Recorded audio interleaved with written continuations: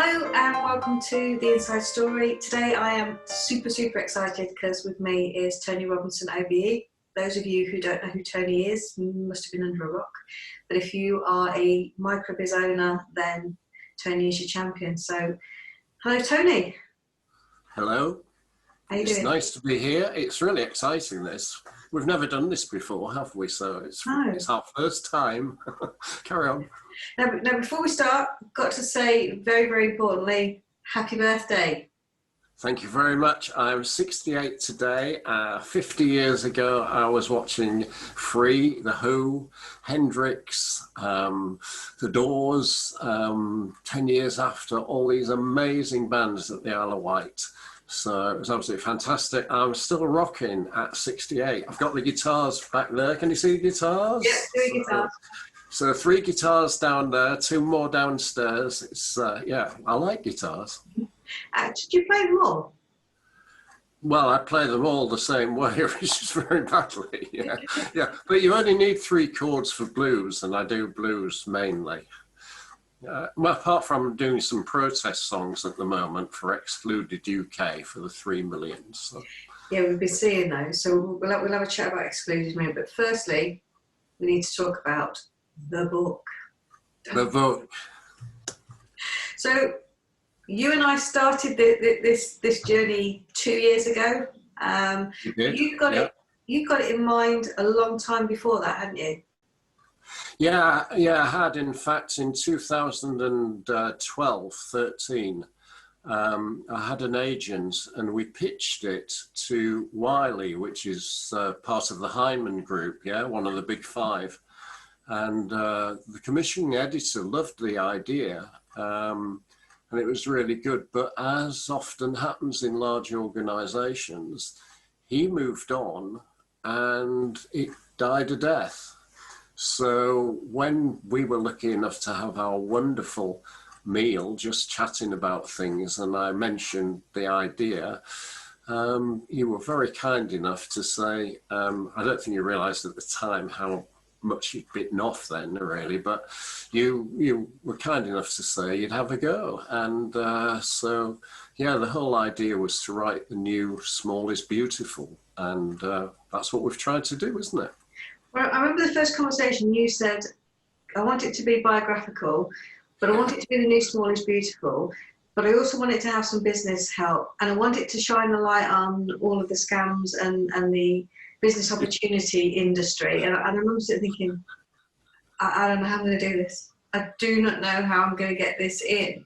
And then, we started and then we stopped, and we started and we stopped. And I think it's had 5 different versions until we and there must be about 150 pages that we haven't used. It's 410 pages, isn't it, with all the stuff in it, and there must be about 150 pages we haven't used. So well, it was a monumentally difficult task to do all that, but I think you found it. You found a formula, really, and I think once we got the formula, we did it really quickly after that, didn't we? I mean, we did write it in really about 6 or 7 months after we'd actually got the formula. So I think that's a fantastic achievement. I think you're brilliant.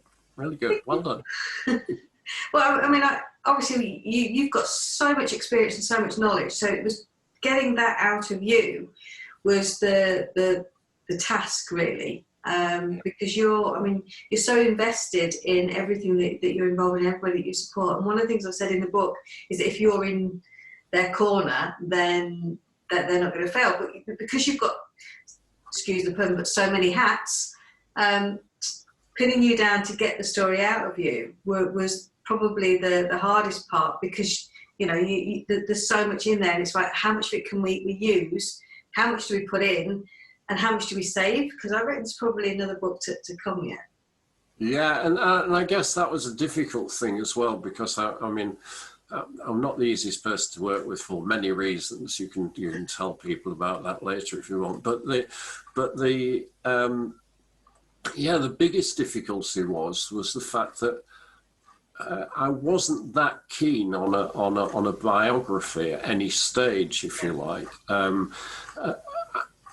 It was always going to be about walking with the entrepreneurs, which was one of the initial titles I had from it, about what I've learned from being lucky enough to literally interview thousands of business owners, many of them very famous, over 30 odd years. And, there are very few people that have been lucky enough to do that. And I felt as though I had something from them that was well worth sharing. And whereas Schumacher's Small is Beautiful was really about economics, if you like, I wanted this to be about real life enterprise, if you like. So carrying on from Schumacher to actually for enterprising people everywhere. And what I wanted to do was share it. And then you actually came up with the idea of not a biography, but a memoir, and a kind of light touch in the early years, so that we actually used the memoir and your brilliant writing and interviewing other people as well, which was fantastic. And, so you actually told the story of how I was kind of like walking with the entrepreneurs through those years. And that's when it worked. And then we could do a question and answer at the end of each chapter. And I think it's unique. I mean, we can be proud of it, can't we? I think so. I think it's, well, from the feedback we're getting, I think we should be proud of it, because so far no one's gone, it makes a good doorstop. So. Yeah, and more people than usual for a business book, which is a business book, yeah. Really. For a business book, I'm just surprised about how many people have actually read it in 3 sittings and various things like that. So that's a great compliment to your writing skills, Tara. And to your content. So for those people that don't know you, yes. You are the microbusiness champion. Yes. And when we talk about microbusiness, we're talking about business owners from 0 to 9 employees. Yes. Not to be confused with small businesses, which we don't want. So yeah. Why were you so passionate about championing microbusiness? Yeah, it's you can see it at the moment, really. Why? Because it hasn't changed. The government use the word SMEs, which is small and medium enterprises. There's about 200,000 of those in the UK. And the press conveniently turned that into small businesses. When they're talking about, the government say that small businesses are the backbone of the economy and all that kind of stuff. And what we want is the startups of the future and things. What they mean is that they want the SMEs of the future. And basically the 5.6 million micro businesses, 70% of them have got no employees at all. Between 0 to 9 employees. In America, it's just the same discrimination, but it's 0 to 5 employees. Those 5.6 million in the UK haven't got a voice, really, or not a voice that influences governments and influences people to look after them. Big companies bully them. That's why I've got my Pay in 30 Days campaign for 24 years, because they say, if you want to work with us, you get paid when we say, so sign this, it's 70 days or 120 days or 60 days. The government thinks 60 days is fine. They've got a prompt payment code. But 60 days for you and I to wait for payment is horrendous. We've got mortgages to pay, we've got utilities bills to pay. So that's crazy. So basically, I was decided after hearing this paternalist, Schumacher said it was like this. I mean, but it's this paternalistic, discriminatory view that you're not successful if you're the little guy, if you've got 0 to 9 employees, if you like. And so they do nothing to help. And as soon as I realised that, I mean, a senior civil servant once said to me, what are we going to do about the great unwashed turning? And that's probably sums up how they think about micro business owners. And of course, we're seeing it during lockdown now. What a raw deal self-employed people and micro business owners have had from the government, really, no fault of their own. So that's what, up to 2012, I couldn't really be this massively active campaigner that I am now and that I quite enjoy doing, because I had staff in one of the companies I'd founded, and they were reliant on government funding. But from 2012, when I adopted the micro business champion kind of style, then I've really gone for it, and they ain't seen nothing yet. Well, that's it. So you obviously you got your OBE for services through to for micro business. Yes. So we're not shouting from a position of not knowing exactly what's going on, but you're in quite a unique position now in that, completely stripped of all of the civil service and the corporate identity, you're able to make a stand, but also in a way that kind of shakes their foundations, because you don't fit into the campaigner or the political mould.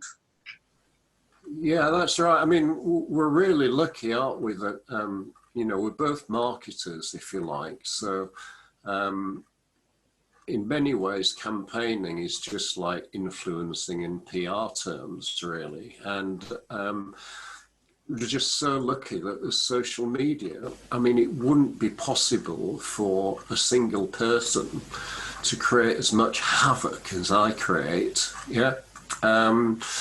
without the power of social media. I mean, I don't know what you think. I mean, last few years we've been working together really closely. I mean, I do think that campaigning is possible now without the big, organisations behind you. I mean, what do you think?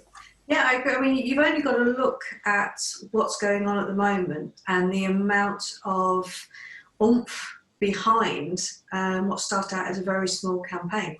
So when you look at Excluded 3 Million, you look at the Forgotten Limited and all of those, they came about very, very quickly, but their rise has gone phenomenally without really any major PR backing or anything like that. And it's a tribute to everybody being able to have a voice and being able to jump on and say, come on, let's get heard. Yeah. I mean, look at Marcus Rashford. What he's just done for, school meals and families that, are really in poverty because of lockdown and various things. And he managed to get that happening. Well, that happened through social media. I think it started off with a tweet or a Facebook message, and people get behind you. I did something last night, just another of my quick little Twitter poems last night, and this morning, it'd been shared thousands and thousands of times, and so there really is power. And of course, government are actually playing that game now because they are paying people like me, but I wouldn't accept because I'm on the other side, but they are paying, Love Island stars and various things for their influence with their Twitter accounts and Facebook and Instagram, etc., etc. So, I mean, do you think that they will listen to the campaigns? Do you think that there's going to come a point where they're going to have to go, right, we've got to be seen to do something now? There's just too many. Yes, I mean, I think that what always happens is that it's a bit like Marcus Rashford, which is a bit different because they said, "Okay, we've changed our mind, we've listened, we understand." This government like doing U-turns, so they get away with things for as long as they possibly can, and then they want to be seen to say, well, we've listened and we've done something.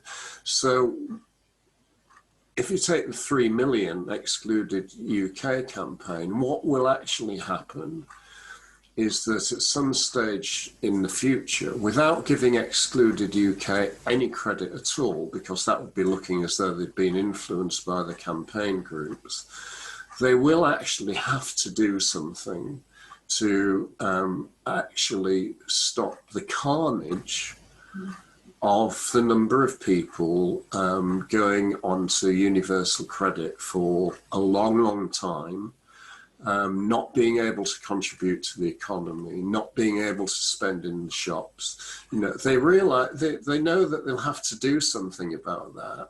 It's just that they will do it at the appropriate time, and that's very sad.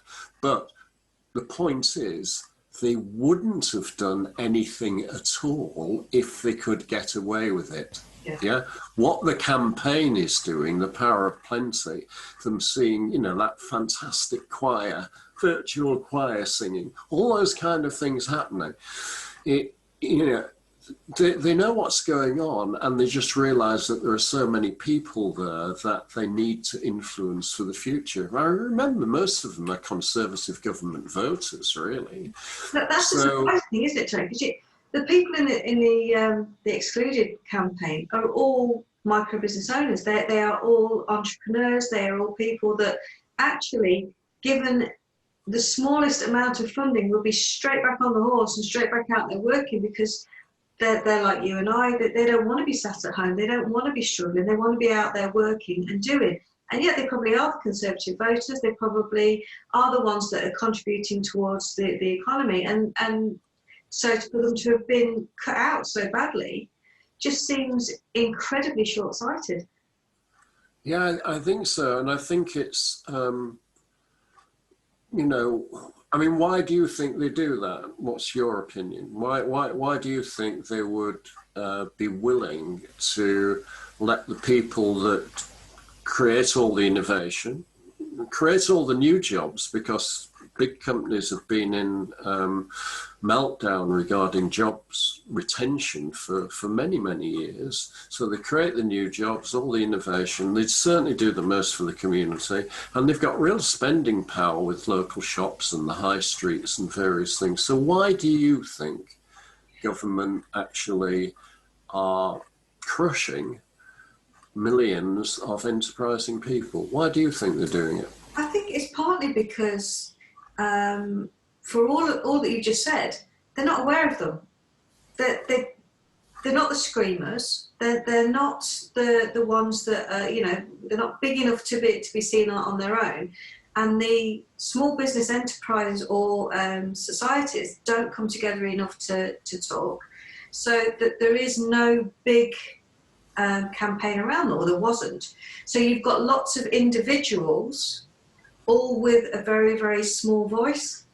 So until they all actually step up and go, hang on a minute, you know, you missed us out. It's very easy to see the numbers of people that are employed, so they're on furlough. So, and the big companies. I was amazed to see that Ofgem are saying they've got to bail out the energy companies.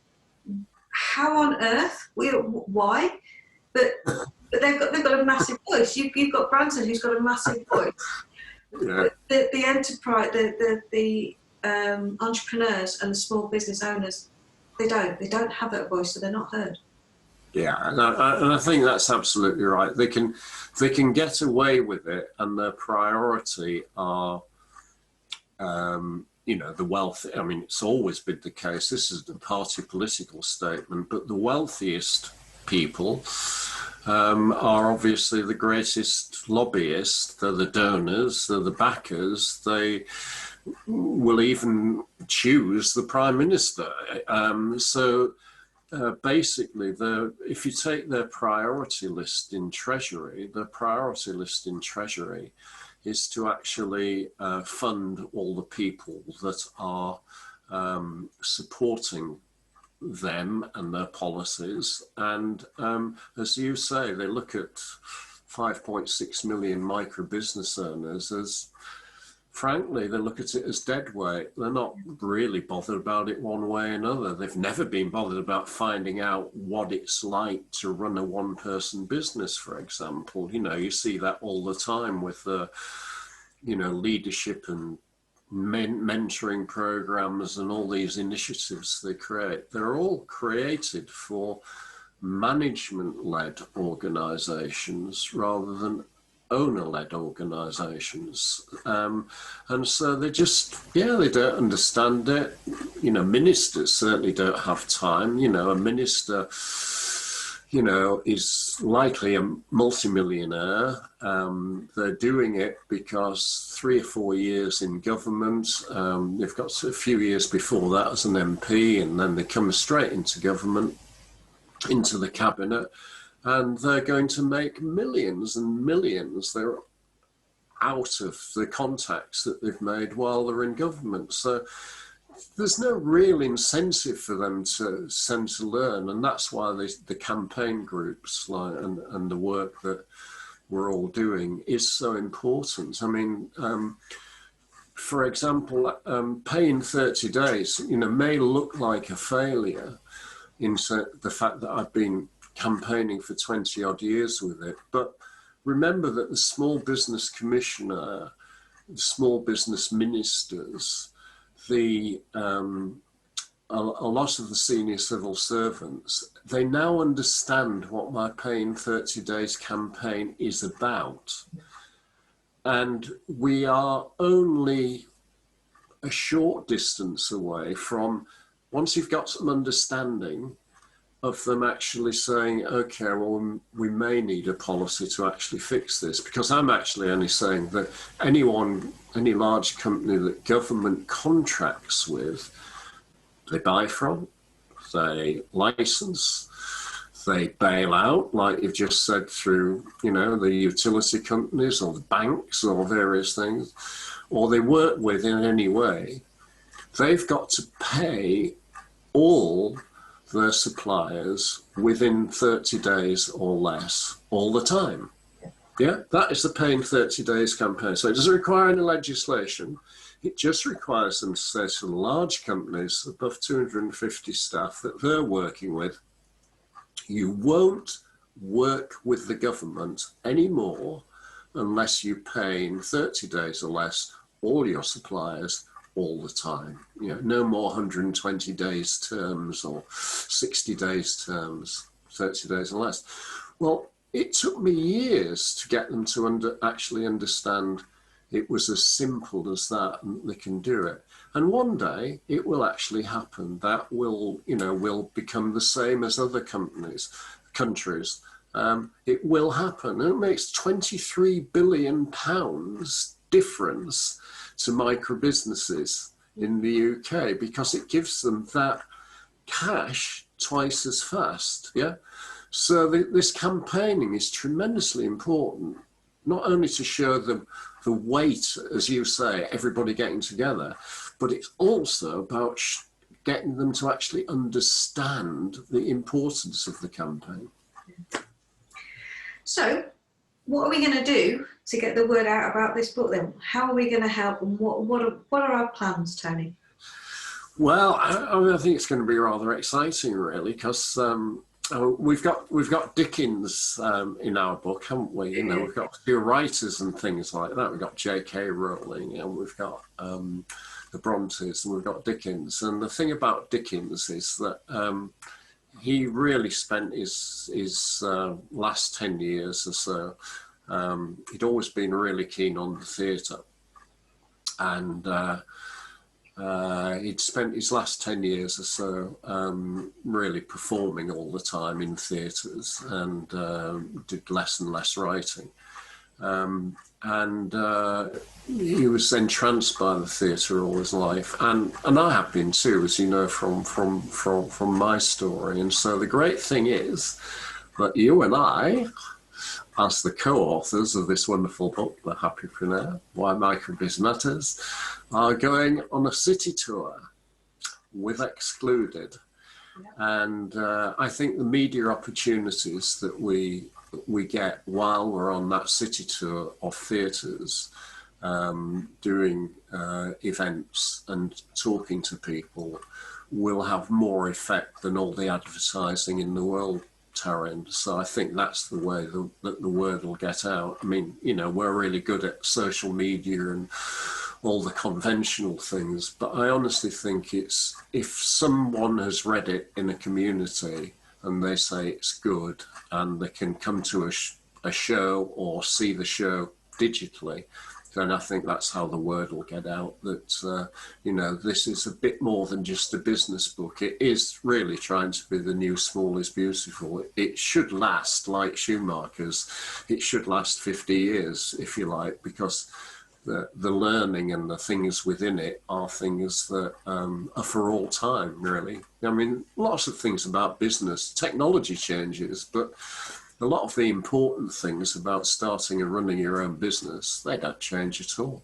Now, the fundamentals absolutely stay the same. And this was, I think, the key thing from both of us when we were trying to put it together was to ensure that people didn't get suckered in. I mean, as you know, the one thing I was absolutely determined that we put across was that, you know, there is no easy way of running a business and making it completely successful from day one. It's all about rolling your sleeves up and grafting.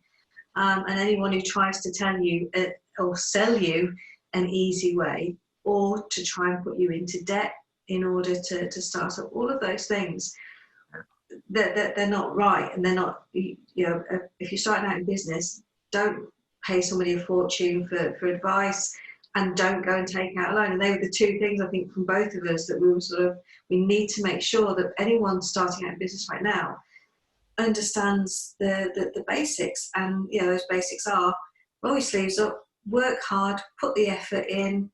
As you say, bootstrap, don't borrow. So, you know, get some money behind you before you start out. And what's the other one, Tony? Well, ask for help from a business owner that understands your customers, because you know, the whole point of you know, bootstrap, borrow, test trade first is because until you've got customers buying from you, you haven't got anybody to learn from. And some of the best person to actually help you find customers in your sector is somebody that understands the customers in your sector. And that advice from a business owner is so valuable. I mean, let's take, I suppose it's our industry really, let's take the book selling, book writing, the publishing industry overall. You know, you want advice from people that are in that industry, that understand what it is to write a best-selling book, that understand what it's like to actually find an agent, but actually understand what it's like to publish and market a book. Do you know what I mean? It's very context-specific, isn't it? And so that's why I say always look for a business owner. And business owners are happy to talk about their passion, their sector, what they understand, really. So yeah, very important. But I mean, you interviewed some really interesting people for the book, didn't you? And you just put those interviews in exactly as they happened, didn't you? I mean, yeah. So I mean, what did you learn from interviewing those kind of people in terms of, you know, what's important for, well, business success, really? I think the one thing that came across was everybody I spoke to said there are no shortcuts. Everybody. Yeah. And, you know, that they all said the same thing. Speak to somebody who knows, you know, Mike Winnett, when I spoke to him, said he'd had a couple of business mentors, and they were people that he trusted, which is one of the reasons why he now opens and shines a light on all the people out there, as he calls them, entrepreneurs, people that are trying to scam business owners. Brad Burton, when I spoke to him, said, you know, he did a pizza delivery job while he was earning money to try and get the business started. You know, everybody that's been a success has said the same things. Get advice from people that know what they're doing. Don't put yourself under undue pressure and debt. And just do something that you love. And that was the other one, wasn't it? You know, do something that you absolutely love doing. I mean, as you know, I mean, I've got 3 companies, and like every micro business owner, you have days where you think, I can't do this. I can't do it anymore. You know, I've got bills to pay. I haven't been paid. I don't know if I'm going to be able to cover everything. I'm exhausted. Why am I doing this? And then you stop and you go, because I love it, actually.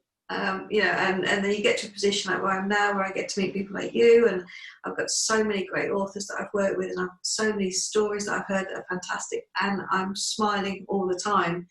And it doesn't, yes, it does feel like a job when you're at 11 o'clock at night and you're still editing, but for the most part it doesn't. It doesn't feel like a job because you love it and it's yours and you're in control and nobody else can tell you what to do. I spoke to somebody the other day and they said, you know, how could you go and get a job now if you'd been in a position during lockdown that your business couldn't continue? Could you go and get a job? And I said, I actually don't think I'm employable. I would, you know, if worst came to it and I had to work, then of course I would. But I think the first time somebody did something stupid above me, I'd have to tell them that they were being stupid and that didn't work, and I'd probably be out of my ear. So you do hit a point where you are no longer really employable. But I think that was it. It was everybody has said, do something you love, which is what being a happypreneur is about, isn't it? Yeah, definitely. I mean, it's the first thing, isn't it, of being a happypreneur is doing something that you love, and it's about the fact that, you know, all the people we talk to and that we're with as a micro business owners, that are business owners, independent business owners, doesn't matter what size they are, actually. They can be, you know, like Sir Jim Ratcliffe, who we mentioned, my schoolmate, that's, you know, the richest person with 19 billion personal wealth, to, you know, Charlie Mullins with his plumbing business. The fact is, if you're doing something you love, number one, you don't retire because you actually enjoy, you know, you've got work involved in whatever, even if it's a large organisation, as long as you're independent. I always remember Anita Roddick, or Gordon Roddick, once told me about the fact that, you know, Anita actually hated the body shop business really after they'd sold it to investors and, you know, another beauty company, wasn't it? Because she wasn't independent anymore. And I know that when I have had 1 or 2 clients that have actually said, well, we want you actually working in our offices, kind of thing, for some of the time, you know, and I found it, horrible.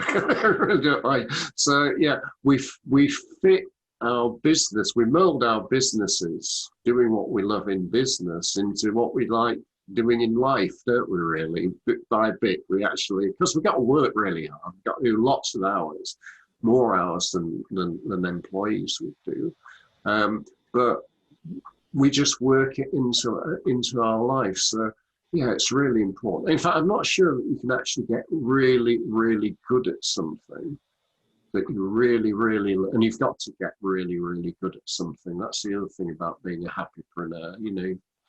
You've got to get really, really good at it in order to make ends meet out of your own thing. But yeah, it's about you're not going to learn how to do things really good unless you're actually doing something that you love, because then you want to learn about it. I mean, look at you. I mean, you must be incredibly proud of something like this, because it combines not only being the writer, which you are a fantastic writer, but also the publisher. I mean, how does it feel when you actually publish a book? Do you know what?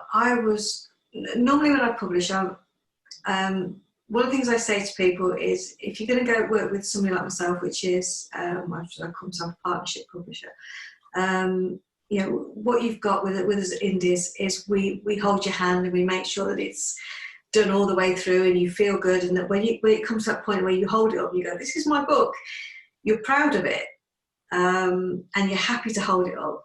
And come publishing day, I'm always really excited, and I know that the authors, but for me, I felt sick. I physically felt sick, and so I had that, looking at the book as a publisher, looking at it thinking, this is great, you know, it looks brilliant, it's come out fantastically well, it's, you know, as an author, I physically felt sick. and it was such a weird feeling. I have so much empathy for authors now that I didn't have before. But the minute your name's on the front of it, it's a different feeling to when your name's just on the spine or on the back cover. So yeah, I am really, really proud of it. And I think when I got the first review and someone had said they'd read it in, I think it was two nights they'd read it in, how I don't know, because I mean I speed read and I couldn't do it in 2 nights, so they must have been at it for a good length. And when they said they could put it down, I kind of went, oh, okay. that was it. But I mean, this isn't your first book, is it? Because we have now. I only have I realised I haven't got any of your novels. So.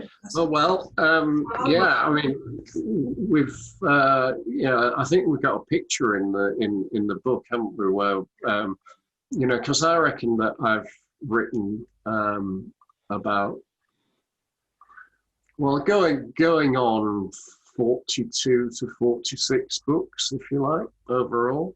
Now, obviously, the majority of those were business books, but in the last 12 years, 15 years, 15 years, I have been quite productive on fiction as well, haven't I? So, so I've also done, video scripts for the BBC and various things on business. I've done, if you look at it really, I suppose the one thing that's run throughout all the time that Claire and I have been running our business, there's been, writing books, either for clients or for or scripts, or to publish ourselves, because we published a lot of books through the Business Advisory Bureau Limited as well. So, it's a big thing. Of course, my biggest precious thing, is that I actually claim the credit for a number of books that were written by Leonora Sekulic-Hertz, and that's not so good, is it? So what next then? So we've got the Excluded tour, which we're hoping to start next month. Yes. But then what else have you got coming up? Well, I've got a number of projects on the go. There's my latest satire, which is, I love writing. I've actually decided I'm probably better at writing satire, like the Sekulic-Hertz trilogy. I'm better at writing satire than I am at fiction, but I do have the rewrite of Loose Cannon, which will be called Maltese Venom, and it's told through a different narrator. So that I'm looking forward to that. That's so that's pure fiction, and then the big thing is to actually write the satire, which is about seagulls. so I'm really looking forward to that. But as you know, probably 50 hours a week will still be spent on microbiz matters kind of things, including for the foreseeable future, supporting Excluded as well now. So we've got a lot to do on that, and I'm just lucky enough that hopefully by downsizing all the time, I must admit, but that's another thing about being a happypreneur is not, trying not to get into debt, do whatever you can to make ends meet. And I'm lucky enough to be able to, with my lovely family, to be able to make ends meet as best we can, which allows me to continue the campaigning on behalf of micro business owners, really, because they need, most people can't put their head above the parapet and do the stuff for them, but so that's really important. So lots to do, really. I just have lots of projects, really. I mean, I've got music, and I'm writing songs as well now, Tally, which is lovely. It's a totally different thing. I've always wanted to write songs. You're becoming another Dylan, aren't you? Yeah, along with my poetry. Yeah, I'm really looking forward. Well, I'm enjoying that as well. But I mean, I was lucky enough, to have lived my whole life with Dylan and Leonard Cohen, really. And they're probably two of the greatest poets around. And I think my poetry is what most people remember more than anything else. So I thought, well, if I can actually write songs like Cohen, and I mean, it won't be as good as Cohen and Dylan, but if I can try and write songs, there's a perfect thing, isn't there, about a poem or a song, 4 minutes, if you like, what it can actually capture. So it's a lovely format to write. Yeah, good. Okay, so we've got the Microbiz Matters Day, January the... Yes, and this is going to be fantastic because the next Microbiz Matters Day, it's always the second Friday of the year. This will be our 7th, Tina Bird and I, 7th annual Microbiz Matters Day, and that will be in Scarborough for the very first time. So Friday, January the 8th, 2021. And the reason it'd be great is because Yorkshire in Business are hosting it. And all my friends from Hull are actually coming to it as well. We've got a seaside location. So although we've got 5 buildings in Scarborough, we decided to put it in it's a cafe bar kitchen kind of thing. It's got a big area upstairs and downstairs, and we're hiring it for the day. And it's 50 yards away from the beach, so we can do lots of socially distanced things on the beach and various things. And we'll also have a van to tour Scarborough in and broadcast from that. And there's all sorts of fantastic things going to go on. So we'll be we'll be able to do anything we want. It'll be mad and it'll be loads of fun. So looking forward to that. Yeah, great. Well, I'm going to leave everybody with... if they're feeling a little bit post-lockdown blue or maybe unfit, what is your choco wine diet, Tony, to get everybody going? Yeah, well, the choco wine diet's very, very important. I mean, it's changed the lives of millions of people, really, and it's all about balancing, really. So, the more wine you drink, red wine preferably, but you can use substitutes if you need to. But the more wine you drink, you've got to drink at least half a bottle a day, by the way. But you balance that with chocolate. So, on average, 1 full bar of dark chocolate will extinguish all the calories in half a bottle of red wine, if you like. And so that neutralizing effect and the good, there's been huge amounts of research to show how good for you dark chocolate is and red wine is particularly. The health giving, well, look, I mean, I shouldn't really be here at 68, but I am because of the chocolate wine diet. So yeah, you can put your life on it, really. Brilliant. Right. Well, as always, it's mad and it's fun, and catch us both on tour in your city later on this year. And thank you, Taryn, for giving me a fantastic birthday present in our book, The Happipreneur, Why Microbiz Matters. And let's sell some copies and change the world. Thanks, Taryn. Buy the book. Thanks, everybody. Bye, Tony. Bye.